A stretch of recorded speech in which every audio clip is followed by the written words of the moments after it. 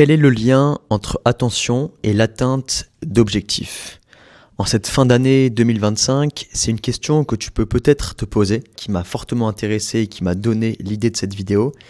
Je me suis dit, dans tous les objectifs que j'ai pu accomplir ou ne pas accomplir sur cette année, une grande partie est associée à ma capacité de concentration et à mon attention. Et je me suis dit aussi que ça doit être très certainement la même chose de ton côté. Et selon moi, il y a 3 éléments qui vont faire que tu vas pas réussir à atteindre les objectifs que tu te fixes peut-être en début de chaque année. La première chose qui peut être assez évidente, ça peut être tout simplement le fait que l'objectif soit inatteignable. Ensuite, ça peut être d'avoir trop d'objectifs à réaliser en même temps, ce qui fait que tu vas te perdre et tu vas plus savoir quoi faire. Et enfin, et c'est selon moi l'argument le plus important, c'est le fait que tu aies un manque d'attention cruel pour atteindre les différents objectifs.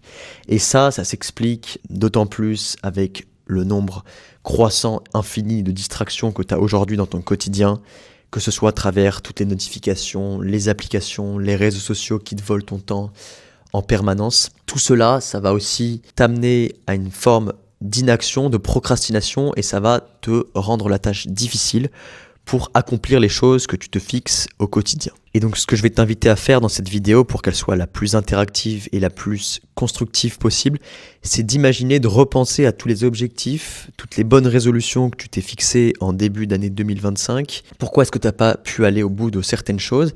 Est-ce que c'est justement lié à ce manque d'attention, ce manque de concentration ? Essaye de faire l'exercice, mais pour moi il y a quelque chose qui est assez évident quand je repense à cette année de passé. La première chose, ça concerne tout simplement cette chaîne YouTube. Il y a vraiment 2 temps qu'on peut décomposer par rapport à cette année. Tu as la première partie, je dirais, de janvier à juin et ensuite de juin-juillet jusqu'à décembre. La première partie, j'étais beaucoup moins régulier dans ma publication, dans le rythme de mes vidéos, dans la qualité aussi des vidéos.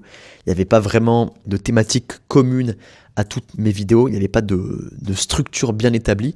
À l'inverse, à partir de juin, j'ai réussi à vraiment me fixer une discipline, à me fixer une routine de publication où j'ai pu être beaucoup plus régulier et ne plus louper un jour de publication. Pourquoi il y a eu cette rupture, ce changement drastique entre ces 2 périodes ?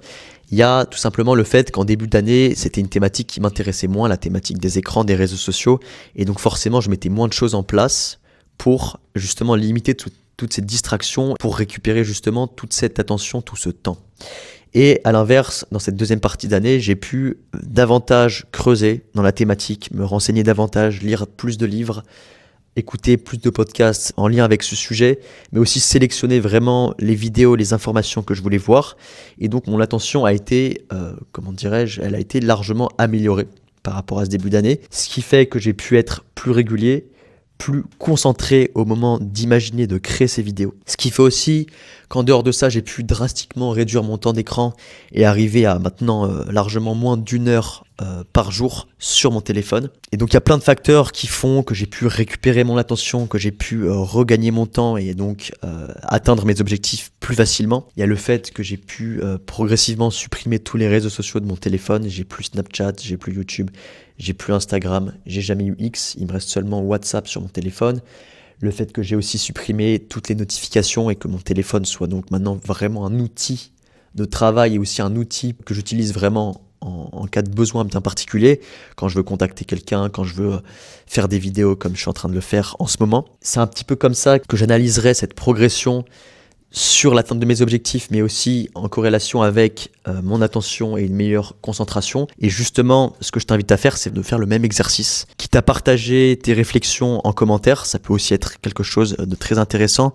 Mais en tout cas, essaie de faire cet exercice, de te poser la question sur tel objectif, pourquoi est-ce que j'ai réussi, pourquoi est-ce que j'ai échoué, et dans le cas d'un échec, est-ce que ce ne serait pas indirectement ou directement lié à une mauvaise attention, une mauvaise capacité de concentration qui t'empêche d'aller au bout des choses, de faire les choses de façon plus efficace, sans procrastiner et sans être distrait en permanence. Et donc, pour 2026, on en vient à cette nouvelle année, et je ne vais pas parler de tes objectifs bien spécifiques, ni des miens d'ailleurs, parce que c'est pas l'intérêt de la vidéo. En revanche, je vais te conseiller de t'intéresser fortement à ton attention, parce que ça va être en corrélation, comme on a pu le voir, avec l'atteinte, la réalisation d'objectifs bien spécifiques. Les questions que tu vas pouvoir te poser sont les suivantes. J'en ai imaginé quelques-unes. La première chose que tu peux te demander, c'est est-ce que selon toi, les écrans, que ce soit à travers ton téléphone, l'ordinateur, n'importe quel écran, est-ce que les écrans t'empêchent d'accomplir ce que tu souhaites? Si oui,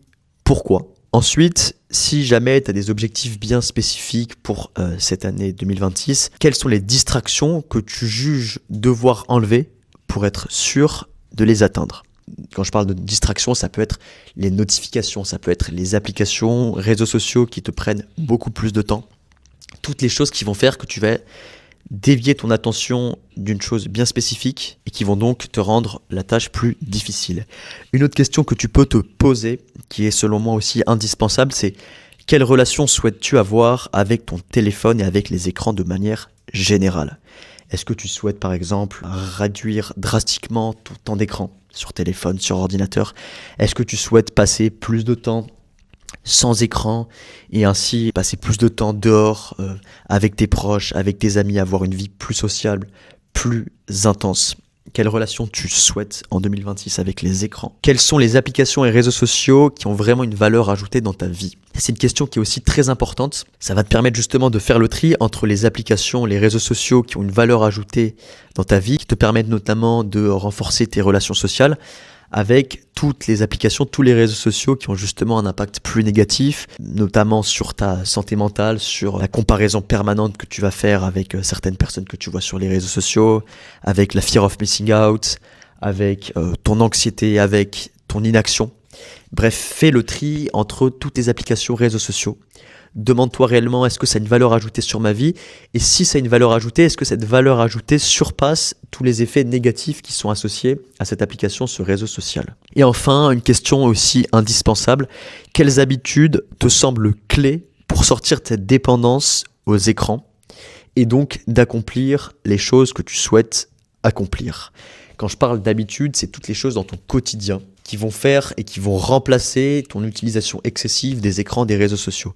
Que ce soit de lire plus régulièrement plus de bouquins, que ce soit d'essayer de calmer ton esprit en pratiquant la méditation, en faisant plus de balades dehors sans distraction, que ce soit de te mettre à un sport collectif ou individuel pour justement passer du temps éloigné des écrans, avec des gens et aussi pour faire d'autres choses. Ça peut aussi être d'améliorer ton sommeil en évitant d'avoir des écrans dans ta chambre au moment de te coucher mais aussi au moment du réveil. Quelles sont toutes ces habitudes que tu juges indispensables pour justement changer ta relation aux écrans et ainsi atteindre tous les objectifs que tu souhaites atteindre? Une fois que tu as pu te poser ces questions, eh bien n'hésite pas à partager certaines réflexions, certaines de tes pensées, de tes interrogations en commentaire.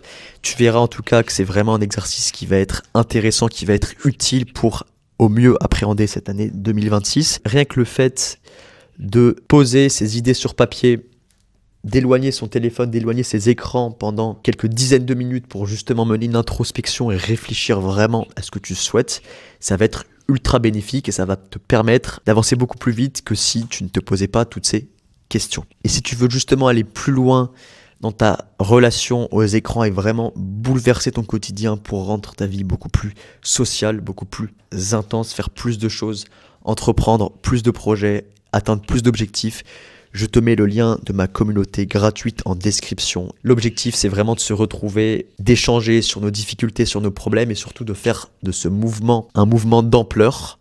Non pas de lutter contre les technologies, mais de réinventer notre relation aux technologies, aux écrans pour en faire le meilleur usage et pour surtout arrêter d'être victime, mais à la place devenir proactif et de pouvoir les utiliser à bon escient. J'espère que cette vidéo sera utile pour commencer cette année. On se dit à la semaine prochaine pour une nouvelle vidéo.